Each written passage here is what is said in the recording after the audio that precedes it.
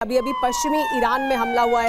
Israeli air force ने यहाँ पर बड़ा हमला किया है और देखिए, जैसे कि हम हमारे एक्सपर्ट से बात भी कर रहे थे, ईरान के पास उस तरह का एयर पावर नहीं मौजूद है जैसा इजराइल के पास मौजूद है और इजराइल ने अपने उसी एयर पावर का इस्तेमाल किया है। इजरायली एयरफोर्स ने ये बड़ा हमला किया है ईरान पर। ईरान जो पश्चिमी ईरान का इलाका है वहाँ पर देखिए किस तरह की तबाही अब से कुछ देर पहले इजराइल द्वारा की गई है, उसकी तस्वीरें अब सामने आ रही हैं जिसमें कि इजराइल की एयर पावर को देख सकते हैं आप किस तरह से।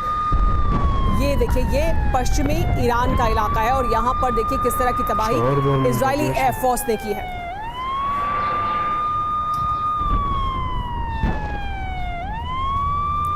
मनीष हमारे साथ मौजूद है लगातार। मनीष, देखिए हम तस्वीरें भी दिखा रहे हैं ईरान पर जो इजराइल के ने हमला किया है और इसमें जो इजराइल की एयरफोर्स है वो शामिल है और लगातार इजराइल द्वारा भी हमले किए जा रहे हैं ईरान पर। ईरान ने भले ही जवाबी कार्रवाई की हो उस पर हुए रात में हमलों के बाद, लेकिन इजराइल भी जवाबी कार्रवाई लगातार कर रहा है, ईरान को नुकसान पहुंचा रहा है। क्या जानकारी आपको इजराइल की आगे की रणनीति को लेकर मिल रही है?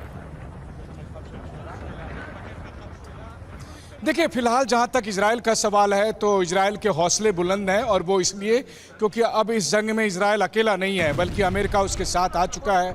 राष्ट्रपति ट्रंप के आदेश के बाद जिस तरह से अमेरिकी बम वर्षक विमानों ने ईरान के न्यूक्लियर साइट को अटैक किया, उसे ध्वस्त करने की बात कही जा रही है, उसके बाद आप समझ सकते हैं कि जो इजराइल अकेला यहाँ से ईरान के पास जाकर फाइटर जेट के जरिए स्ट्राइक कर रहा था, अब उस इजराइल को लग रहा है कि अब तो वो और अपनी पूरी ताकत के साथ लड़ेगा। लेकिन ये इतना आसान भी नहीं होगा, वो इसलिए भी क्योंकि देखिए ईरान भी मध्य पूर्व का एक बड़ा पावर सेंटर है। टर्की और ईरान ये दो ऐसे मुल्क हैं जिनके पास एक से बढ़कर एक हथियार है, लेकिन खास करके ईरान की बात अगर मैं करूं तो ईरान के पास हाइपरसोनिक मिसाइल है जो दुनिया के कुछ चुनिंदा देशों के पास है, बल्कि बहुत से ऐसे बड़े पावरफुल कंट्री हैं जिनके पास इस तरह के हाइपरसोनिक मिसाइल नहीं है। और यही वजह है कि इजराइल के पास दुनिया के सबसे एडवांस एयर डिफेंस सिस्टम होने के बावजूद और तमाम कोशिशों के बावजूद इस तरह की कई घटनाएं दिखती है आपको जब आप कैमरे पर देख रहे हैं कि ये तबाही की तस्वीरें हैं। लेकिन मैं आपको कहूंगा कि ये युद्ध का एक कोलेटरल डैमेज है। वो कहते हैं ना कि जैसे महाभारत के युद्ध में जब कौरव पांडव की लड़ाई हो रही थी और उसके बावजूद कि भगवान कृष्ण और अर्जुन जैसे लोग पांडव के साथ थे, तब भी अभिमन्यु का वध हुआ, अभिमन्यु मारे गए। तो वही वाली बात है कि आप चाहे कितने भी ताकतवर हो, मैं ये नहीं कह रहा कि ईरान और इजराइल में कौन कौरव है कौन पांडव है, लेकिन बात इतनी है कि युद्ध में कोई जीतता नहीं है। युद्ध में बस केवल ये होता है कि किसका कम नुकसान हुआ, किसका ज़्यादा नुकसान हुआ।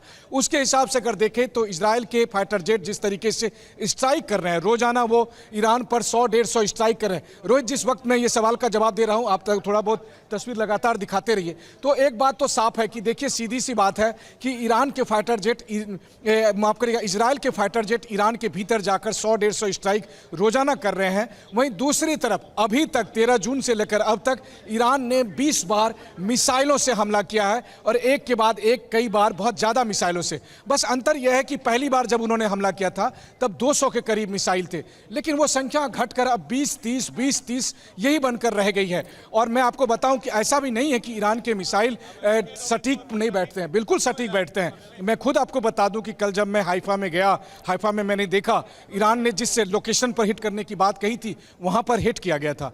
हालांकि ये भी बात सच है कि कुछ जगह पर उस लोकेशन को हिट करते हैं, लेकिन बहुत सारी ऐसी जगह होती है जहां पर उन मिसाइलों को इंटरसेप्ट करने की कोशिश की जाती है। हाँ, एक बात जरूर है कि देखिए, मोटे तौर पर यह माना जाता है कि ईरान के पास 3000 से अधिक मिसाइल होंगे।